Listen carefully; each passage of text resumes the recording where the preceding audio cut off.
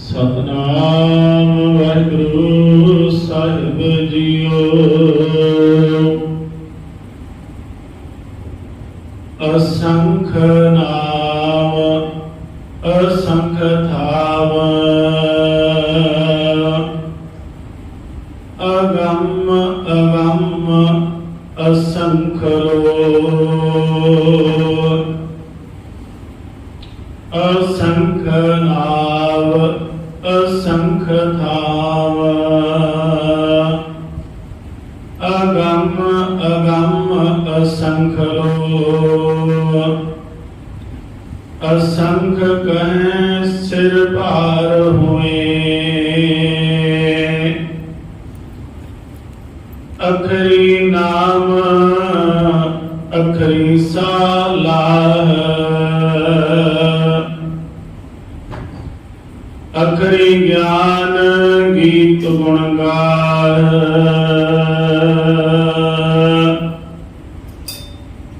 अखरी लिखण बोलण बाण।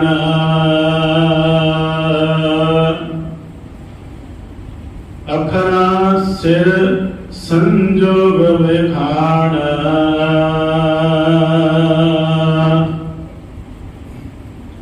जिन एह लिखे तिस सिर नाहे।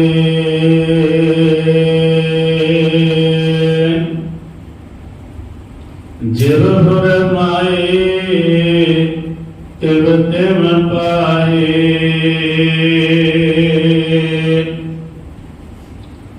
जेता कीता तेता नाओ। वेण नावे नाही को थाओ, कुदरत कवण कहाँ विचार।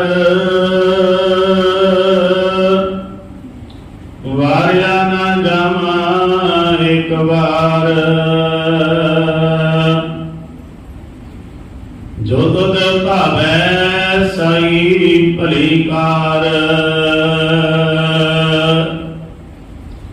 तू सदा सलामत निरंकार, कुदरत कवण कहाँ विचार। वार्या ना जामा एक बार, जो तुद भावै साई भली कार। तुम सदा सलामत निरंकार।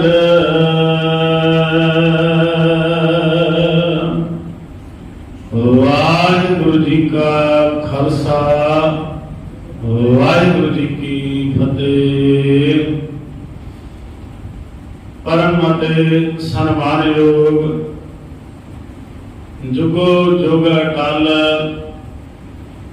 चवर छतड़ तख्त दे मालक साहिब श्री गुरु ग्रंथ साहिब जी दी पावन पवित्र हजूरी अंदर सुभाए मान हुए बैठे सत संगी जनों, वड्डे भागां द्वारा सतसंगत दीआं अमोलक घड़ियां प्राप्त होईआं हन।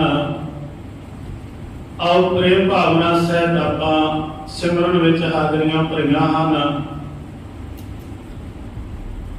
धन धन श्री गुरु ग्रंथ साहिब महाराज जी की अमृत गुरबाणी, पवित्र गुरबाणी की लड़ीवार विचार दा जो प्रकरण चल रहा है, धन गुरु नानक पातशाह महाराज जी के पावन मुखार बिंद तो उच्चारण की जप बाणी की हुण तक असी 18वीं पौड़ी तक की विचार सरवण कर चुके हाँ। अज आप जो है 19वीं पौड़ी जिहड़ी है उसकी विचार की लड़ी नूं 17वीं ਅਤੇ 18वीं पौड़ी के नाल जोड़ के वेखना है। ਤੇ ਸਮਝਣ ਦਾ ਯਤਨ ਕਰਨਾ ਹੈ। ਧੰਨ ਗੁਰੂ ਨਾਨਕ ਪਾਤਸ਼ਾਹ ਮਹਾਰਾਜ ਜੀ ਨੇ ਇਹਨਾਂ ਪੌੜੀਆਂ ਦੇ ਅੰਦਰ ਕੀ ਰਬੀ ਸਿਫਤੋ ਸਲਾਹ ਦੇ ਗੀਤ ਗਾਏ ਹਨ ਤੇ ਸਾਨੂੰ ਕਿਹੜੇ ਕਿਹੜੇ ਆਤਮਿਕ ਗੁਣਾਂ ਦੇ ਧਾਰਨੀ ਬਣਨ ਵਾਸਤੇ ਪ੍ਰੇਰਿਤ ਕੀਤਾ ਹੈ। ਆਓ ਪਾਵਨ ਗੁਰਬਾਣੀ ਦੀ ਅੰਮ੍ਰਿਤਮਈ ਵਿਚਾਰ ਸਰਵਣ ਕਰਨ ਤੋਂ ਪਹਿਲਾਂ ਰਸਨਾ ਇਕਾਗਰ ਕਰਕੇ ਬੈਠੀਏ ਤੇ ਜਿਹੜੇ ਫੋਨ ਹਨ ਉਹਨਾਂ ਨੂੰ ਸਾਇਲੈਂਟ ਤੇ ਲਾ ਦਈਏ। ਇਹਨੀ ਇਕਾਗਰਤਾ ਬਖਸ਼ੀਏ ਕਿਉਂਕਿ ਗੁਰੂ ਬਾਬੇ ਦੀ ਬਾਣੀ ਦਾ ਇੱਕ ਇੱਕ ਅੱਖਰ ਇੱਕ ਇੱਕ ਸ਼ਬਦ ਜਿਹੜਾ ਹੈ ਬੜਾ ਹੀ ਵਿਚਾਰ ਕੇ ਪੜਨ ਵਾਲਾ ਹੈ। ਕਿਸੇ ਦਾ ਵੀ ਧਿਆਨ ਨਾ ਟੁੱਟੇ, ਕਰਨ ਵਾਲੇ ਦਾ ਵੀ ਤੇ ਸੁਣਨ ਵਾਲਿਆਂ ਦਾ ਵੀ। ਇਸ ਕਰਕੇ ਸੰਪੂਰਨ ਇਕਾਗਰਤਾ ਬਖਸ਼ੋ। ਗੁਰੂ ਬਖਸ਼ੇ ਫਤਿਹ ਪ੍ਰਵਾਨ ਕਰੀਏ। ਆਖੋ ਜੀ ਵਾਹਿਗੁਰੂ ਜੀ ਕਾ ਖਾਲਸਾ ਵਾਹਿਗੁਰੂ ਜੀ ਕੀ ਫਤਿਹ। 17ਵੀਂ ਅਤੇ 18ਵੀਂ ਪੌੜੀ ਦੇ ਅੰਦਰ ਧੰਨ ਗੁਰੂ ਨਾਨਕ ਪਾਤਸ਼ਾਹ ਮਹਾਰਾਜ ਜੀ ਨੇ ਜੋ ਜ਼ਿਕਰ ਕੀਤਾ ਹੈ ਕਿ ਇਸੇ ਸ੍ਰਿਸ਼ਟੀ ਦੇ ਅੰਦਰ ਕਈ ਪ੍ਰਕਾਰ ਦੇ ਲੋਕ ਹਨ। ਉਹ ਵੀ ਹਨ ਜਿਹੜੇ ਅਸੰਖ ਜਪ, ਅਸੰਖ ਤਪ, ਅਸੰਖ ਪੂਜਾ, ਅਸੰਖ ਤਪ ਤਾਓ, ਅਸੰਖ ਗ੍ਰੰਥ ਮੁਖ ਵੇਦ ਪਾਠ, ਅਸੰਖ ਜੋਗ ਮਨ ਰਹਿ ਉਦਾਸ। ਅਸੰਖ ਐਸੇ ਨੇ ਜਿਹੜੇ ਜਪ ਤਪ ਕਰਨ ਵਾਲੇ ਨੇ। ਅਸੰਖ ਐਸੇ ਹਨ ਜਿਹੜੇ ਗ੍ਰੰਥਾਂ ਦਾ, ਵੇਦਾਂ ਦਾ ਪਾਠ ਪਠਨ ਕਰਨ ਵਾਲੇ ਹਨ। ਤੇ ਅਸੰਖ ਹੀ ਅਣਗਿਣਤ ਐਸੇ ਹਨ ਜਿਹੜੇ ਪੂਜਾ ਆਦਿਕ ਕਰਨ ਵਾਲੇ ਹਨ। ਧਾਰਮਿਕ ਤੌਰ ਤੇ ਕਰਮ ਜਿਹੜੇ ਕਰਨ ਵਾਲੇ ਹਨ। ਤੇ ਇਸੇ ਹੀ ਸ੍ਰਿਸ਼ਟੀ ਦੇ ਖਿੱਤੇ ਦੇ ਅੰਦਰ, ਇਸੇ ਹੀ ਧਰਤੀ ਦੇ ਤਖਤ ਦੇ ਉੱਪਰ ਉਹ ਵੀ ਲੋਕ ਰਹਿੰਦੇ ਹਨ ਜਿਹੜੇ ਦੋ ਪਾਸੇ ਦੀ ਬਿਰਤੀ ਰੱਖਦੇ ਹਨ। ਉਹ ਜਪ ਤਪ ਆਦਿਕ ਵੀ ਕਰਦੇ ਹਨ, ਧਾਰਮਿਕ ਕਰਮ ਵੀ ਕਰਦੇ ਹਨ ਤੇ ਉਹ ਇਸ ਬਿਰਤੀ ਨੂੰ ਵੀ ਅੰਦਰ ਹੀ ਸਮੋਈ ਰੱਖਦੇ ਹਨ। ਅਸੰਖ ਮੂਰਖ ਅੰਧ ਘੋਰ, ਅਸੰਖ ਚੋਰ ਹਰਾਮ ਖੋਰ, ਅਸੰਖ ਗਲਵੜ ਹੱਤਿਆ ਕਮਾਉਣ ਵਾਲੇ ਵੀ ਇਸੇ ਹੀ ਸੰਸਾਰ ਤੇ ਰਹਿੰਦੇ ਹਨ। ਭਾਵ ਜਪ ਤਪ ਕਰਮ ਆਦਿਕ ਵੀ ਕਰਦੇ ਹਨ ਤੇ ਅੰਦਰੋਂ ਜਿਹੜੀਆਂ ਬੁਰਾਈਆਂ ਹਨ ਉਹਨਾਂ ਨੂੰ ਵੀ ਪਾਸੇ ਨਹੀਂ ਕਰਦੇ। ਐਸੇ ਲੋਕ ਜਿਹੜੇ ਹਨ ਸਮਾਜ ਵਾਸਤੇ ਬਹੁਤ ਖਤਰਨਾਕ ਹਨ। ਇਸ ਪੌੜੀਆਂ ਨੂੰ ਪੜ੍ਹ ਕੇ ਅਕਸਰ ਹੀ ਭਾਈ ਗੁਰਦਾਸ ਦੀ ਵਾਰਦੀਓ ਪੌੜੀ ਜਿਹੜੀ ਹੈ ਜਿਹਨ ਵਿੱਚ ਖਿਆਲ ਵਿੱਚ ਆ ਜਾਂਦੀ ਹੈ ਕਿ ਜਦੋਂ ਗੁਰੂ ਨਾਨਕ ਪਾਤਸ਼ਾਹ ਜੀ ਪ੍ਰਗਟ ਹੋਏ ਤਾਂ ਉਸ ਵਕਤ ਭਾਈ ਗੁਰਦਾਸ ਜੀ ਨੇ ਉਹਨਾਂ ਦੇ ਪ੍ਰਥਾਏ ਵਾਰ ਦੀ ਇੱਕ ਪੌੜੀ ਵਿੱਚ ਅੰਕਿਤ ਕੀਤਾ ਸੀ। ਸਤਿਗੁਰ ਨਾਨਕ ਪ੍ਰਗਟਿਆ ਮਿੱਟੀ ਧੁੰਦ ਜਗ ਚਾਨਣ ਹੁਆ, ਜਿਉ ਕਰ ਸੂਰਜ ਨਿਕਲਿਆ ਤਾਰੇ ਛੱਪ ਅੰਧੇਰ ਪੁਰਵਾ। ਅਸਲ ਵਿੱਚ ਕਿਹੜੀ ਧੁੰਦ ਜਿਹੜੀ ਸੀ ਗੁਰੂ ਨਾਨਕ ਪਾਤਸ਼ਾਹ ਜੀ ਦੇ ਪ੍ਰਗਟ ਹੋਣ ਦੇ ਨਾਲ ਮਿਟੀ ਗਈ। ਵੇਖੋ ਹਨੇਰਾ ਦੋ ਪ੍ਰਕਾਰ ਦਾ ਹੈ। ਇੱਕ ਤਾਂ ਰਾਤ ਦਾ ਹਨੇਰਾ ਹੈ ਜਿਸ ਨੂੰ ਕਾਲਾ ਹਨੇਰਾ ਆਖਿਆ ਜਾਂਦਾ ਹੈ। ਰਾਤ ਦੇ ਹਨੇਰੇ ਨੂੰ ਅਸੀਂ ਦੂਰ ਕਰ ਲੈਂਦੇ ਹਾਂ, ਮੋਮਬੱਤੀਆਂ ਆਦਿ ਬਾਲ ਲੈਂਦੇ ਹਾਂ। ਅਜੋਕੇ ਸਮੇਂ ਦੇ ਵਿੱਚ ਲਾਈਟ ਹੈ, ਬਿਜਲੀ ਦਾ ਪ੍ਰਬੰਧ ਹੈ, ਇਸ ਤਰ੍ਹਾਂ ਦੂਰ ਕੀਤਾ ਜਾ ਸਕਦਾ ਹੈ। ਰੋਡ ਤੇ ਚੱਲਣ ਵਾਲੀਆਂ ਗੱਡੀਆਂ ਦੀਆਂ ਲਾਈਟਾਂ ਹਨ। ਰਾਤ ਦਾ ਹਨੇਰਾ ਜਿਹੜਾ ਹੈ ਉਹਦੇ ਤੇ ਕਾਬੂ ਪਾ ਲਿਆ ਜਾਂਦਾ ਹੈ। ਪਰ ਇੱਕ ਹੈ ਚਿੱਟਾ ਹਨੇਰਾ। ਚਿੱਟਾ ਹਨੇਰਾ ਹੈ ਧੁੰਦ ਦਾ ਹਨੇਰਾ। ਇਹ ਧੁੰਦ ਦਾ ਹਨੇਰਾ ਇੰਨਾ ਖਤਰਨਾਕ ਹੁੰਦਾ ਹੈ ਕਿ ਇਹਦੇ ਉੱਪਰ ਤਾਂ ਲਾਈਟਾਂ ਬੱਤੀਆਂ ਦੀ ਚਾਨਣ ਦੀ ਕੋਈ ਪੇਸ਼ ਨਹੀਂ ਜਾਂਦੀ। ਵੇਖੋ ਕੋਈ ਲੋਕ ਹੁੰਦੇ ਹਨ ਰਾਤ ਦੇ ਕਾਲੇ ਹਨੇਰੇ ਨੂੰ ਚੀਰ ਦਿੰਦੇ ਹਨ, ਪਰ ਆਪਾਂ ਵੇਖਦੇ ਹਾਂ ਜਦੋਂ ਸਿਆਲ ਵਿੱਚ ਧੁੰਦ ਪੈਂਦੀ ਹੈ ਤੇ ਲੋਕ ਆਪਣੀ ਜਾਨ ਤੱਕ ਗਵਾ ਬੈਠਦੇ ਹਨ। ਧੁੰਦ ਦਾ ਹਨੇਰਾ ਬਹੁਤ ਜ਼ਿਆਦਾ ਖਤਰਨਾਕ ਹੈ। ਹੁਣ ਪਾਤਸ਼ਾਹ ਜੀ ਦਾ ਇਥੋਂ ਜਿਹੜਾ ਇਹਨਾਂ ਦਾ ਸ਼ਬਦ ਅਰਥ ਕਰਨ ਦਾ ਭਾਈ ਗੁਰਦਾਸ ਜੀ ਦਾ ਕਾਰਨ ਕੀ ਸੀ? ਅਸਲ ਵਿੱਚ ਧੁੰਦ ਕਿਹੜੀ ਸੀ?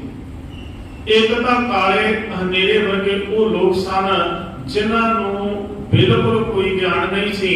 ਉਹ ਗਿਆਨ ਤੋਂ ਬਿਲਕੁਲ ਪੂਰੇ ਸਨ, ਅਗਿਆਨਤਾ ਸਨ, ਅਨਪੜ੍ਹ ਸਨ।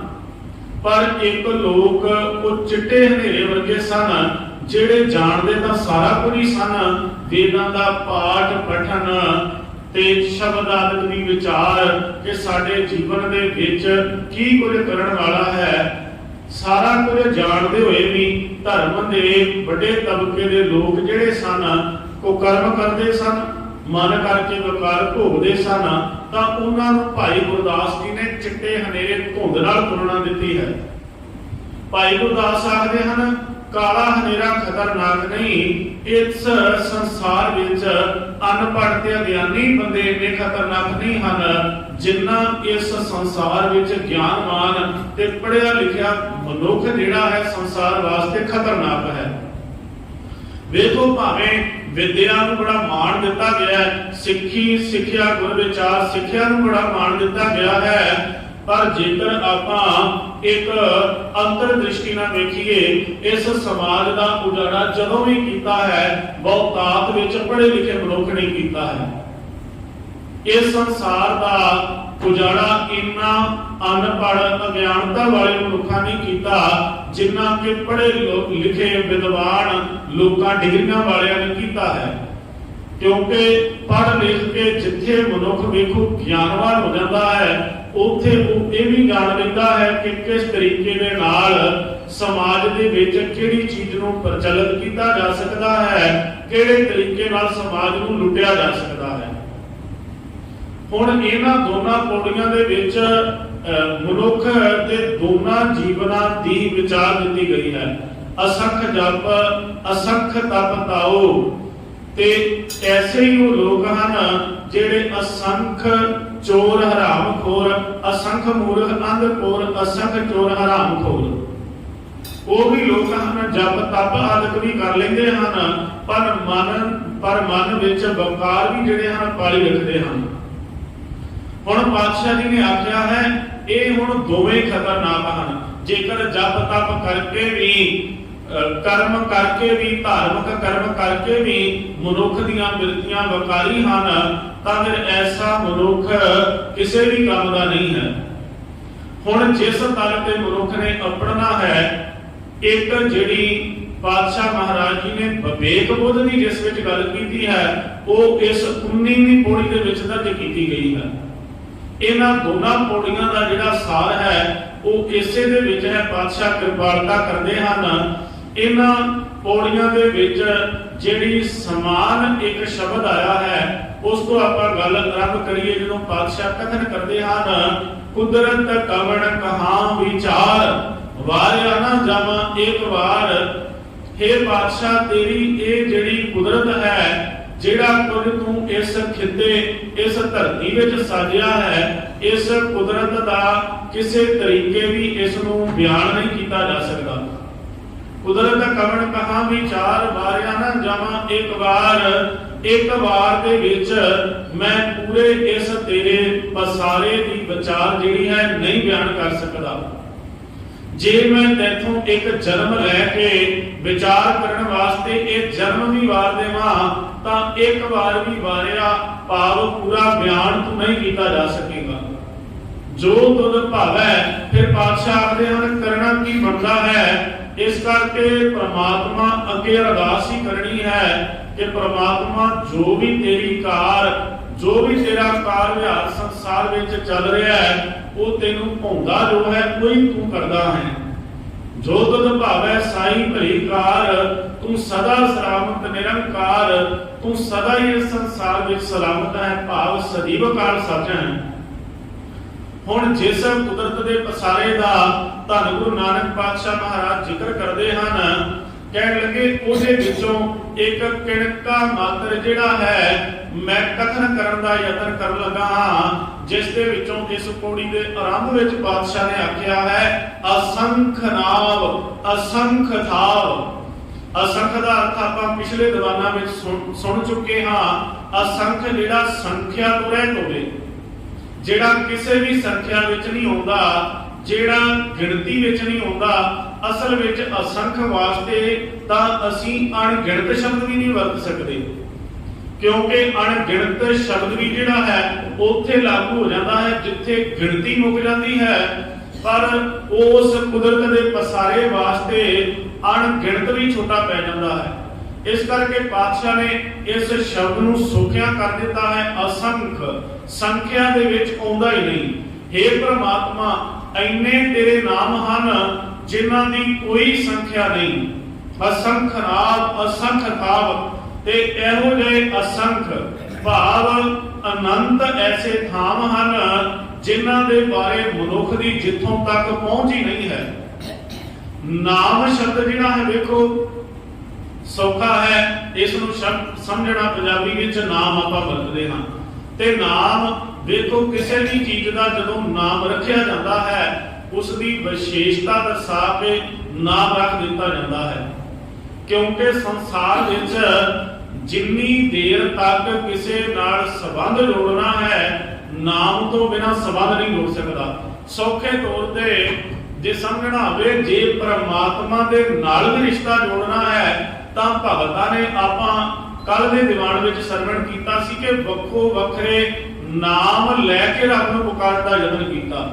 किसी ने माधो शब्द वरतिया, किसी ने गोपाल आखिया, किसी ने उस परमात्मा नूं कंत आखिया। कई तरीकिਆਂ ਦੇ ਨਾਮਾਂ ਦੇ ਨਾਲ ਉਸ ਨੂੰ ਯਤਨ ਯਾਦ ਕਰਨ ਦਾ ਯਤਨ ਕੀਤਾ ਗਿਆ ਹੈ।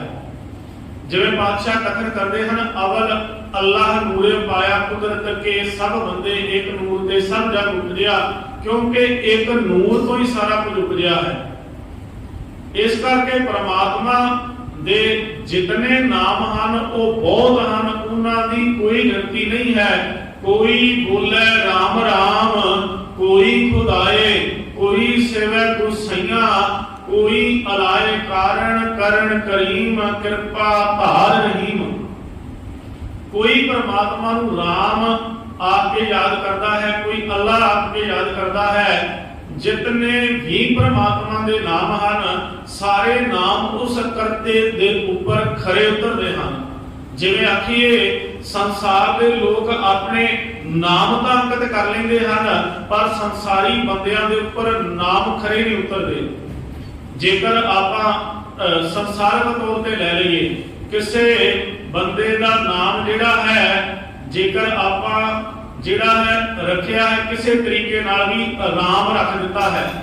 राम का अर्थ है रमिया होया, पर मनुख के ऊपर वो शब्द किसी तरह फेटी ने बैठता। मनुख रमिया होया नहीं रह सकता। मनुख हर किसी नाल इक्को जिहा वर्ताव नहीं कर सकता। जेकर आपां किसी मनुख का नाम जिहड़ा है रख दिता, आपां कई तरीकिਆਂ ਦੇ जिवें नाम रख दिंदे हां।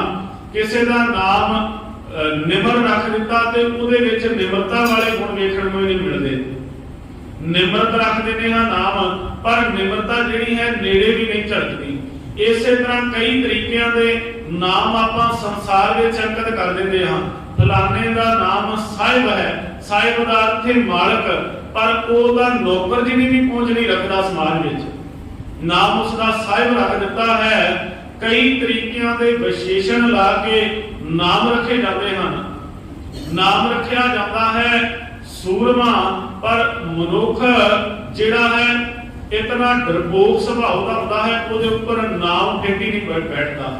अजीत नाम रख लिया जाता है, रणजीत नाम रख लिया जाता है, पर ये जितने भी विशेषण ला के समाज के बंदियां नूं नाम दिते जाते हैं, ये लोग उन्हां नामां दे ऊपर फिट नहीं बैठते। करते दियां वडियाइयां दा जदों जिक्र होता है, परमात्मा दे जितने भी नाम ले जाते हैं सारे नाम ही उसके ऊपर खरे उतरते हैं। रहीम है, राम है, कारण है, करण करीम है। एक किसी तरीके दे नाल भी जदों आपां ये नाम लईए तो उस परमात्मा दे ऊपर नाम खरे उतरते हैं। जाप ਸਾਹਿਬ ਦੇ ਵਿੱਚ ਧੰਨ ਗੁਰੂ ਕਲਗੀਧਰ पिता महाराज जी ने इसनूं वार-वार कथन करन दा यतन कीता है। सतगुरु पातशाह जी जदों कथन करते हैं अनामम 58 शब्द वरतते हैं, फिर कितनी बार तकरीबन 198 बार उस परमात्मा के नाम लैके उसनूं पुकारन दा यतन किया गया है। ਇਸ ਤੋਂ ਅੱਗੇ ਫਿਰ ਅਕਾਲ ਉਸਤਤ ਆਪਾਂ ਪੜ੍ਹਦੇ ਹਾਂ ਤੇ ਉਹਦੇ ਵਿੱਚ ਤਾਂ ਪਤਾ ਨਹੀਂ ਕਿੰਨੀ ਵਾਰ ਪ੍ਰਮਾਤਮਾ ਦੇ ਨਾਮ ਲੈ ਕੇ ਸੰਬੋਧਨ ਕੀਤਾ ਹੈ। ਜ਼ਮੀਨ ਤੂੰ ਹੀ, ਜ਼ਮਾਨ ਤੂੰ ਹੀ, ਅਭੂ ਤੂੰ ਹੀ, ਅਭੈ ਤੂੰ ਹੀ। ਕਈ ਵਾਰ ਇਹ ਪਾਤਸ਼ਾਹ ਮਹਾਰਾਜ ਜੀ ਨੇ ਜਦੋਂ ਅਕਾਲ ਉਸਤਤ ਦੀ ਰਚਨਾ ਪੌਂਟਾ ਸਾਹਿਬ ਦੇ ਸਥਾਨ ਤੇ ਕੀਤੀ ਤਾਂ ਉੱਥੇ ਤਕਰੀਬਨ ਕਈ ਪੈਰ ਤੂੰ ਹੀ ਦੇ ਰਾਗ ਅਲਾਪੇ ਪਾਤਸ਼ਾਹ ਨੇ। ਇੰਨੀ ਵਾਰ ਉਹਨਾਂ ਨੇ ਤੂੰ ਹੀ ਦਾ ਰਾਗ ਅਲਾਪਿਆ ਜਿਹੜਾ ਅਕਾਲ ਉਸਤਤ ਦੇ ਵਿੱਚ ਦਰਜ ਹੈ। ਇਹਨੇ ਨਾਮ ਨਹੀਂ ਕੋਈ ਪ੍ਰਮਾਤਮਾ ਦੇ ਲੈ ਸਕਦਾ ਹੈ। ਤਾਂ ਪਾਤਸ਼ਾਹ ਕਿਰਪਾਲਤਾ ਕਰਦੇ ਹਨ, ਅਸੰਖ ਹਨ ਪ੍ਰਮਾਤਮਾ ਦੇ ਨਾਮ। ਤੇਰੇ ਨਾਮ ਅਨੇਕਾਂ ਰੂਪ ਅਨੰਤਾ, ਕਹਿਣ ਨਾ ਜਾਈ ਤੇਰੇ ਗੁਣ ਕੀਤੇ। हे ਪ੍ਰਮਾਤਮਾ ਤੇਰੇ ਨਾਮ ਵੀ ਅਨੇਕ ਹਨ, ਤੇਰੇ ਨਾਮ ਅਨੇਕਾਂ ਰੂਪ ਅਨੇਕਾਂ, ਤੇਰੇ ਰੂਪ ਵੀ ਤਾਂ ਅਨੇਕ ਹਨ। ਕਿਤੇ ਕਿਸ ਸਰੀਰ ਵਿੱਚੋਂ ਤੂੰ ਵਿਖਾਈ ਦਿੰਦਾ ਹੈ। ਇਹ ਜਿਤਨੇ ਵੀ ਤੇਰੇ ਜੀਵ ਸਾਜ ਕੇ ਪੈਦਾ ਕੀਤੇ ਹਨ, ਇਹਨਾਂ ਸਾਜੇ ਹੋਇਆਂ ਦੇ ਵਿੱਚੋਂ ਤੇਰੀ ਖੇਡ ਜਿਹੜੀ ਹੈ ਝਲਕਾਂ ਪਾਉਂਦੀ ਹੈ, ਹਰ ਇੱਕ ਦੇ ਵਿੱਚੋਂ ਤੂੰ ਵਿਖਾਈ ਦਿੰਦਾ ਹੈ। ਸਤਿਗੁਰੂ ਪਾਤਸ਼ਾਹ ਕਥਨ ਕਰਦੇ ਹਨ, ਅਸੰਖ ਨਾਮ ਅਸੰਖ ਥਾਵ। ਐਸੇ ਜਿਹੜੇ ਹਨ ਅਨੰਤ ਐਸੇ ਥਾਮ ਹਨ ਜਿਨ੍ਹਾਂ ਤੱਕ ਮਨੁੱਖ ਦੀ ਪਹੁੰਚ ਹੀ ਨਹੀਂ ਹੋ ਸਕੀ। ਪਾਤਸ਼ਾਹ ਮਹਾਰਾਜ ਜੀ ਨੇ ਵੇਖੋ ਇਸ ਪੌੜੀ ਦੇ ਪਾਠ ਦੀ ਵਿਆਖਿਆ ਸੌਖੀ ਹੋ ਜਾਵੇਗੀ ਜਦੋਂ ਅਸੀਂ ਇਸ ਪੌੜੀ ਤੇ ਚੜ੍ਹੇਗੇ। ਪਾਤਾਲਾ ਪਾਤਾਲ ਲਖ ਆਗਾਸਾ ਆਗਾਸ, ਓੜਕ ਓੜਕ ਭਾਲ ਥਕੇ, ਵੇਦ ਕਹਿਨ ਇੱਕ ਬਾਤ, सहस 18 कहन कतेवा, असलू एक धात, लेखा हुए ता लिखिए लिखे हुए विनाश। पातशाह महाराज जी कथन करते हैं, कहन लगे कितने पताल हैं, कितनियां धरतियां हैं इस ब्रह्मंड के यूनीवर्स के पसारे विच, किन्नियां कु गैलेक्सियां हैं, उन्हां गैलेक्सियां विच किन्ने कु तारा मंडल हैं, कहन लगे उन्हां दी कोई गिनती नहीं। ते साइंसदानां ने भी इस गल के उपर मोहर ला दी है कि असल दे विच इन्हां गैलेक्सियां दे विच किन्ने ग्रह हैं। वो आखदे हैं जिथों तक साडी दूरबीन वेख सकी है, सानू उथों तक दे ग्रहां दी समझ आई है।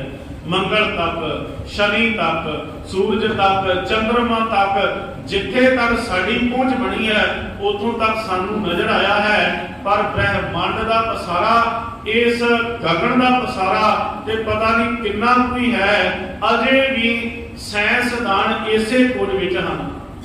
पातशाह महाराज जी ने तो अज तो तकरीबन 500 बरे पहला बयान कर दिता।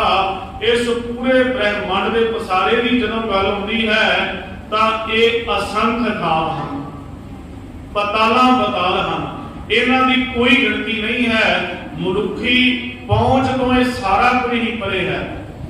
सतगुरु पातशाह कथन करते हैं, असंख्य नाव असंख्य थाव, अगम अगम असंख्य लो।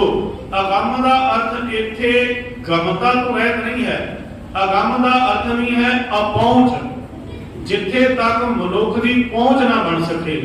अगम अगम असंख्य लो, जिथे साडी पहुंच नहीं, जिथे तक साडा गमन नहीं, जिथे तक असी अपड़ नहीं सकते। अगम अगम असंख्य लो, लो का अर्थ है लोक।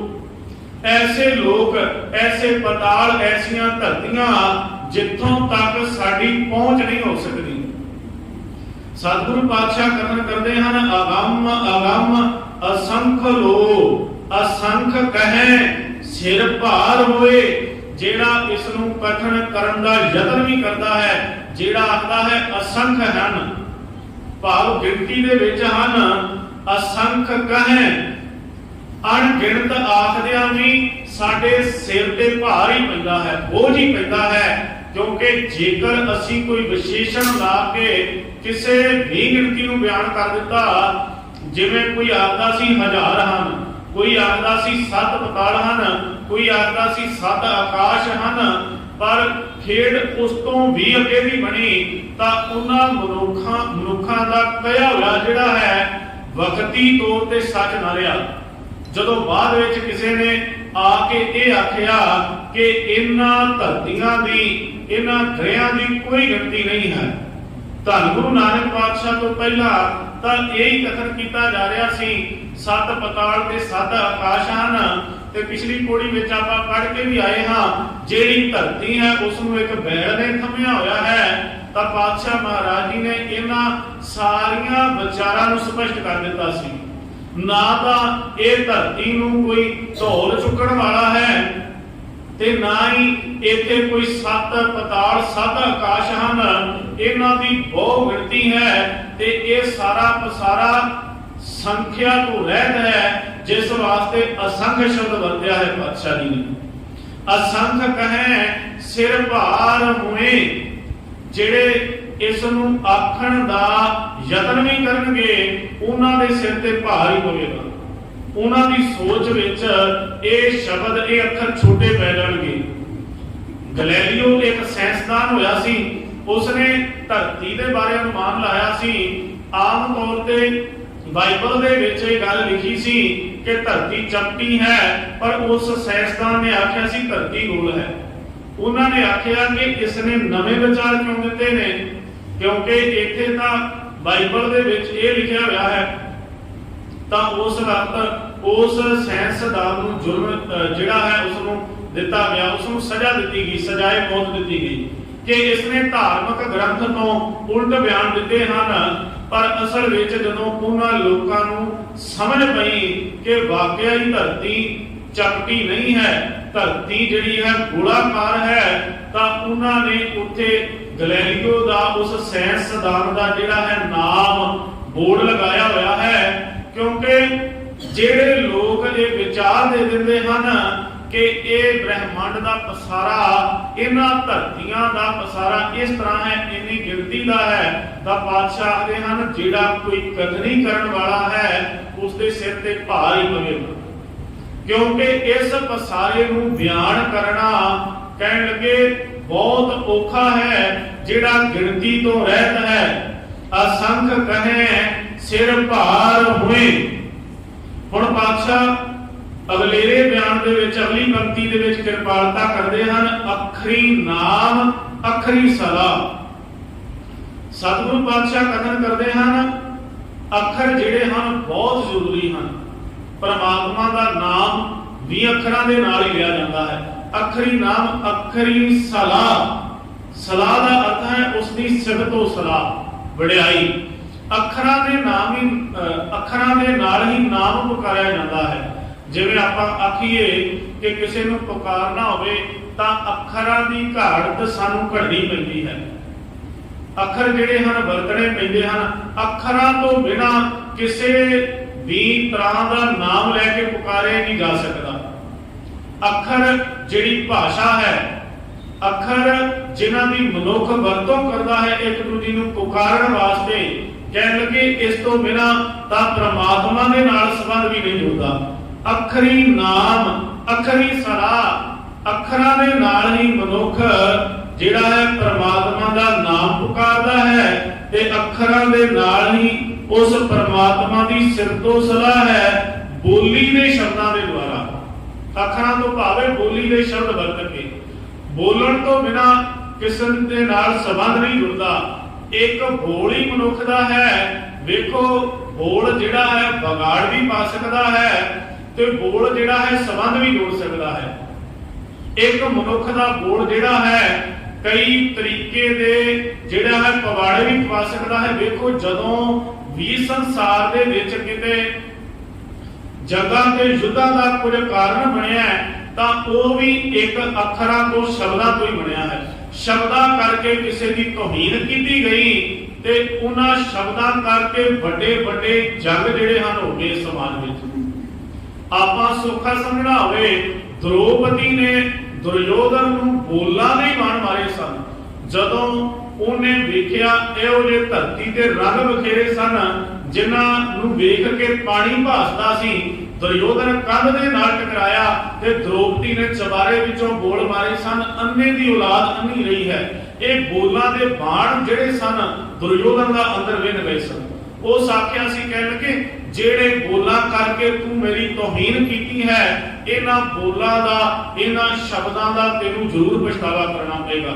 फिर उन्हां बोलां करके वेखो महाभारत दा युद्ध होया ते बड़े बड़े युद्ध जिहड़े हन इन्हां अखरां इन्हां शब्दां दे नाल बड़े बड़े कतलेआम हो जांदे हन, बड़े बड़े लोकां दे आपसी टकराव हो जांदे ने, बोलां दे नाल मतभेद हो जांदा है। पर जदों नवेड़ा होण दी गल हुंदी है उदों भी एक शब्द दे नाल ही सारा कुछ सिमट जांदा है।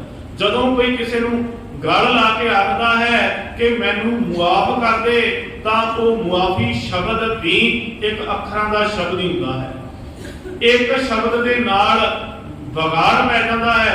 असी बोल विगाड़ विगाड़ै विगाड़ै बोल तू नदरी अंदर तोलै तोल जै करनी तै पूरी मत करनी बाजो घटे घट। पातशाह आखदे ने बोलां नाल ही विगाड़ पै जाता है। कल दे दीवान विच आपां सरवण कीता सी बाबा कबीर साहब आखदे ने बोलत बोलत बड़े बकारा। बोलदियां बोलदियां कई बार मनुख वकारी भी हो जाता है। बाबा बोलना क्या कही है जैसे राम नाम रब नहीं है। बोलत बोलत बड़े बेकारा बिन बोले क्या करे बेचारा। सतगुरु पातशाह कथन करते हैं मनुख का संबंध जुड़ना भी शब्दां द्वारा है ते संबंध टुटना भी शब्द दे नाल ही है।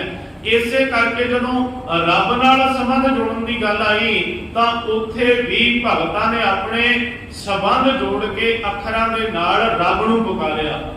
जिथे आख्या सुन यार हमारे सज्जन एक करो विनंतियां, उथे रब नूं यार कह के पुकारिया। किते आख्या परमात्मा नूं आख्या कि वो मेरा बेली है सज्जन है।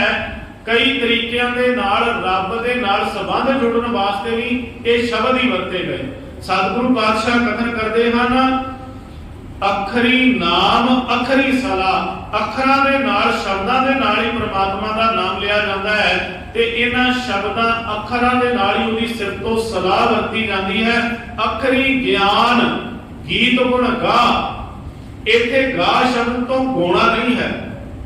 कई बार जदों असीं इस पंक्ति का पाठ करने तां मन विच इह अंदाजा लाउने शायद अखरी ज्ञान गीत गुण गा कि रब दे अखरां दे नाल ज्ञान मिलदा है ते अखरां दे नाल गुण ते गीत गाए जाते हैं। इत्थे गा बहुवचन है क्योंकि हाड़े दे थल्ले औंकड़ नहीं लगा होया। जेकर औंकड़ लगा हुंदा फिर एक वचन होना सी जिस तो भावना सी गौणा रब्बी गुण गुणे। गा तो भाव है गा। जिवें आपां एक शब्द वरतदे ने हाँ जिवें फसलां दा गाह पाया जाता सी। गा गा के फसलां नूं ते दाणे कढे जांदे सन। फसलां नूं गा के किन्ने फसल दा गाह पै जांदा सी उस नूं लताड़ के दाणे कढे जांदे सन। सरों नूं आदक नूं कुछ ऐसियां फसलां हुंदियां सन उथे फसल दा गाह पै जांदा सी। आपां आखदे सन फलानी चीज दा गाह पिया है भाव जिहड़ी बहु गिणती है जिसका कोई अंत नहीं है। परमात्मा दा ज्ञान जिहड़ा है जितना भी ज्ञान है अखरां दे नाल ही अंदर संचित हुंदा है। अखरी ज्ञान गीत गुण गा। अखरां दे नाल जदों ज्ञान इकट्ठा हुंदा है ते रब्बी गीत रब्बी गुणां दा जिहड़ा है गा है भाव उन्हां दा कोई विस्तार नहीं है। परमात्मा के गुणां की जदों गल होंदी है तां उहदे गुणां दा तां संसार विच गाह पिया है। किहड़े किहड़े गुण दे नाल आपां रब नूं सलाहांगे कि वो सच है, कि वो उच्चा है, कि वो दया वाला है।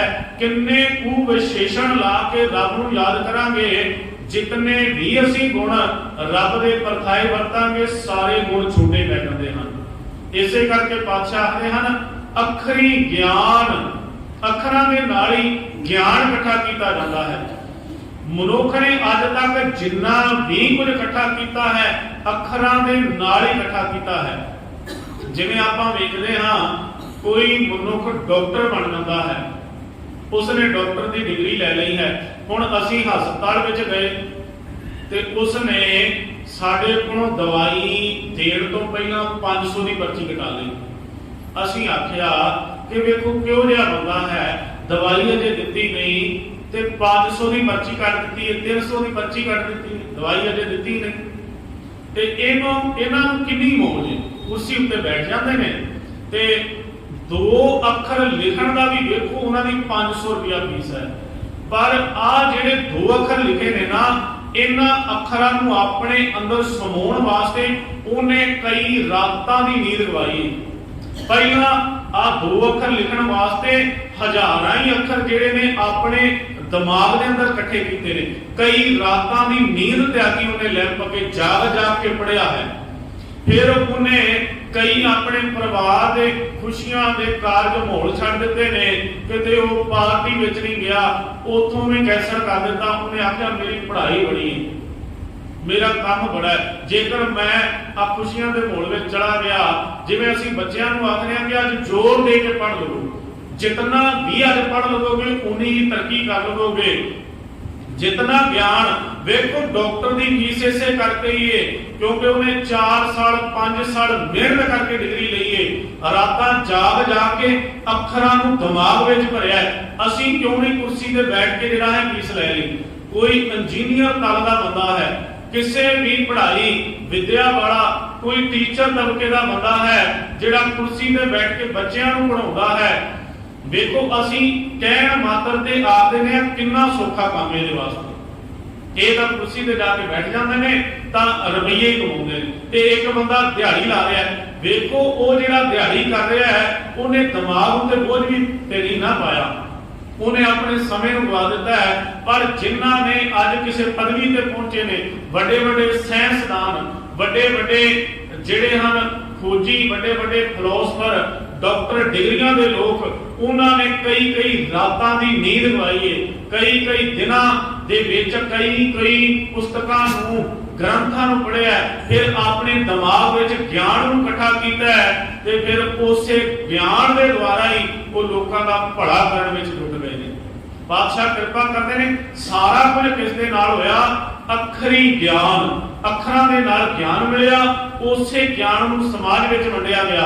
अखरी ज्ञान गीत गुण गा ते फिर इसे ज्ञान दे द्वारा, अखरां दे द्वारा ही परमात्मा दे गुणां दा जिहड़ा है गाह पिया होया है। किस तरीके नाल किन्ने कु गुण कथन कर सकांगे?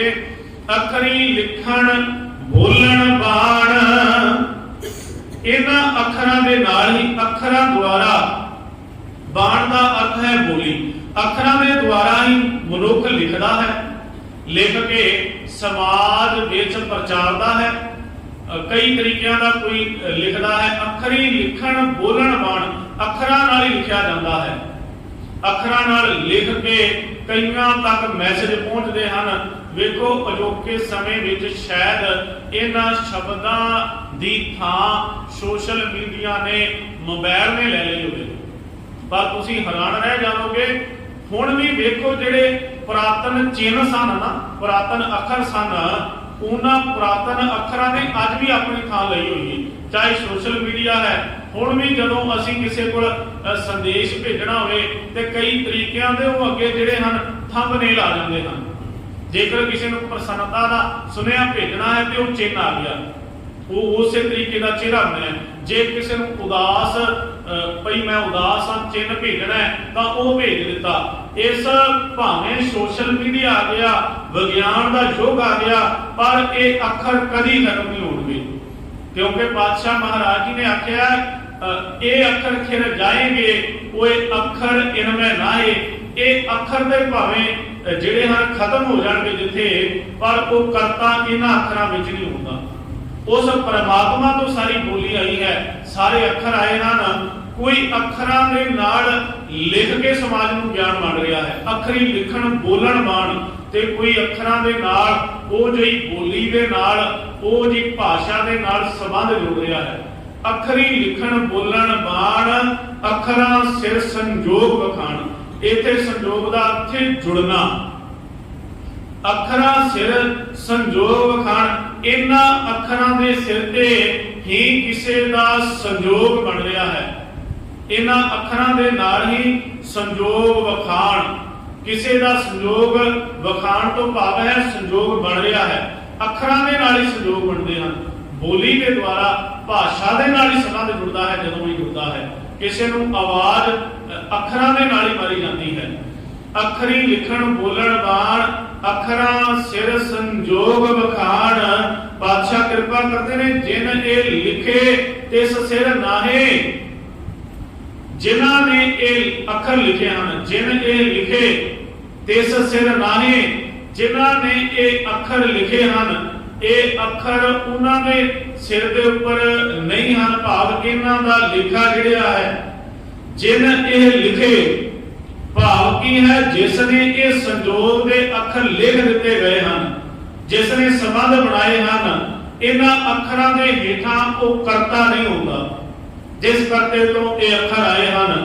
दृष्टमान अखर जितने भी हैं, इन्हां दृष्टमान अखरां विच उस करते का पसारा नहीं होता। जिन ये लिखे तिस सिर नाए, उस परमात्मा के सिर ते ये अखर जिहड़े हैं बोझ नहीं बन सकते। इन्हां अखरां दे नाल उस परमात्मा नूं बयान नहीं किया जा सकता। वेखो, महमूद गजनवी ने एक फरदौसी नाम का कवि होया है, ते महमूद गजनवी ने जदों उहदा पुस्तक सुनी ते उस नूं फरदौसी नूं आख्या सी, कहण लगे तू लिख बड़ा वधिया लिखदा है, ते तू इस तरह कर, इस्लाम दी सिफत दे विच कोई शेर लिख, ते तैनूं मैं एक शेर दे बदले एक सोने की मोहर जिहड़ी है देवां।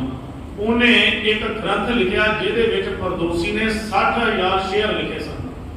ते जदों ये ग्रंथ लैके फरदौसी जिहड़ा है महमूद गजनवी के दरबार विच गया, ते उन्हें जदों शेर वेखे ते उहदे मन विच आया 60,000 सोने दी मोहरां देवां मैं, इन्ने शेर लिखे ने ते बड़े कमाल के लिखे ने। तां उत्थे महमूद गजनवी जिहड़ा है मुकर गया सी। उन्हें आख्या मैं तेनों इन्नियां मोहरां नहीं दे सकदा, थोड़े जे पैसे ले जा। उत्थे जिहड़ा है फरदौसी ने आख्या मैं तेरे को कुछ भी नहीं लेना, तू मेरी आ रचना मेरा ग्रंथ दे मैं इहदे विच कुछ लिखना चाहुंदा। ते ओहदे अखीर ते इहो जे बोल लिख दिते जिहड़े फारसी दे विच सन। उसने लिखिया कि महमूद गजनवी जिहड़ा है इहदा सारा जिहड़ा परिवार है, इहदा कुटुंब जिहड़ा है कला दा मुल नहीं पा सकदा। ये लोग कला वेख सकते हैं, कला सुन सकते हैं, पढ़ सकते हैं, पर ये सारे रल के कला की कदर नहीं पा सकते। अखीर ते लिखे हुए शब्द लिख के फरदौसी चला गया। कई साल लंघे तो महमूद गजनवी ने जदों उहदा उतारा करा के ग्रंथ का अपने साहित्यकारां कोलों पढ़वाया, तो अखीरले बोल सुन के उन्होंने एक लानत महसूस हुई कि जिथे फरदौसी ने लिखा असीं कला का मुल नहीं पा सकते। उत्थे महमूद गजनवी कुछ सालों बाद गया ते अपने नाल मोहरा लैके गया, कह लगा मैं फरदौसी को उहदा नाम दे के आउणा है, तो मर चुका सी। उहदी एक धी सी, एक पुत्री सी, कह लगा मैं इनाम तैनूं दे देना हाँ, तो उन्हें लैण तो इनकार कर दिता। भाव जिन्हां शब्दां दे नाल जिन्हां दे नाल कोई रचना लिख दिंदा है वो मनुख दा दुनिया तो चलिया जाता है, पर उहदी रचना जिहड़ी है समाज विच प्रचलित हो जाती है। मनुख का शरीर चलिया जाता है, पर उहदे लिखे हुए अखर जिहड़े ने सदियां तक साਂਭੇ ਜਾਂਦੇ ਹਨ। हुण 11वीं सदी दे विच भगत जयदेव जी हैं, ते 11वीं शताब्दी देखो उस सदियां दे विच किन्ने मनुख आप ही चले गए हैं, पर भगत जयदेव जी दे कोल अज भी गुरु ग्रंथ साहिब विच साਂਭੇ पए हैं। अखर लिखे हुए कभी खत्म नहीं होंगे। पातशाह कृपालता करते हैं, जिन ये लिखे तिस सिर नाहे, जिन्हां ने ये अखर लिख दिते गए हैं, जिन्हां ने ये बोल लिख दिते गए हैं, ये उन्हां दे सिर ते जिहड़े अखर हैं बोझ नहीं बनते। वो संसार विचों चले जाते हैं, पर उन्हां दे लिखे हुए अखर सदा समाज नूं सेध देंदे रहिंदे हैं। जिन ये लिखे तिस सिर नाहे, जिव फुरमाए तिव तिव पाहे। पातशाह कृपा करते हैं। हुण इन्हां अखरां दी एक होर भी विशेषता है। ये जिहड़े अखर मनुख अपने दिमाग विच संचित करता है ना, जिहो जिहा ये अखर अपने दिमाग विच भरदा है, जिहो जिहा ज्ञान अपने दिमाग विच भर लैंदा है, उहो जिहा ही कर्म करता है। जिहो जिहा अखर अपने दिमाग विच भर लैंदा है ते उहो जिहा ही कर्म दुनिया ते करता है। जिव फरमाए तिव तिव पाहे। जिहो जिहा ये अखर किसी नूं प्रेरदे हन, ये अखर मन दे विच जिहो जिहा भरदे हन, उहो जिहा ही मनुख कर्म करदा है। जिवें आपां बाणी विच एक शब्द पढ़दे हां, मेरे साहिबा हूँ आपे भरम भुलानी, अखर लिखे सही गावा अवर ना जाना बाणी। हे मेरे पातशाह, मैं किसी के कारण भरमा में नहीं भुलिया रहा, मैं किहदे करके भरमा में भुलिया, अपने करके भुलिया ना। मेरे साहिबा हूँ आपे भरम भुलानी, अखर लिखे सही गावा। जिहड़े मेरे दिमाग में अखर लिखे ने ना, वो जिहा ही मैं बोलना वा। अखर लिखे सही गावा अवर ना जाना बाणी। इत्थे बाणी दा अर्थ बनतर, बाणी दा अर्थ गुरबाणी तो नहीं है, बाणी दा अर्थ बनतर। जिहो जे मेरे दिमाग में अखर लिखे जाते हैं, अखर लिखे सही गावा। जिहो जिहा मेरे दिमाग में अखर मैनू प्रेरते हैं, ते ओ जे ही मैं संसार विच बनतर बना देना, ओ जे ही मैं घाड़त कर देना, ओ जिहा ही मैं कर्म कर देना, जिहो जिहा मैनू ये अखर प्रेरते हैं।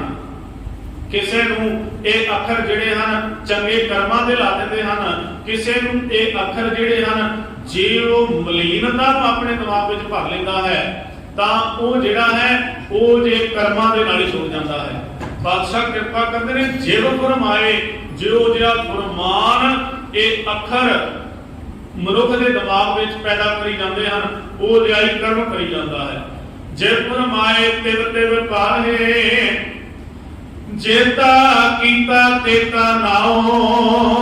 पातशाह कृपा करते हैं, जेता कीता जिहो जिहा उस परमात्मा ने बनाया हुआ है संसार को, जेता कीता भाव सारी रचना उसका नाम ही है। जेता कीता तेता नाओ, आ जिहड़ा सारा संसार परमात्मा ने बनाया है, ये परमात्मा का सारा नाम ही है। जितने भी जीव हैं, अणगिणत जीव हैं, जिन्ना कुछ भी सजिया है, ये सारा कुछ परमात्मा का नाम ही है।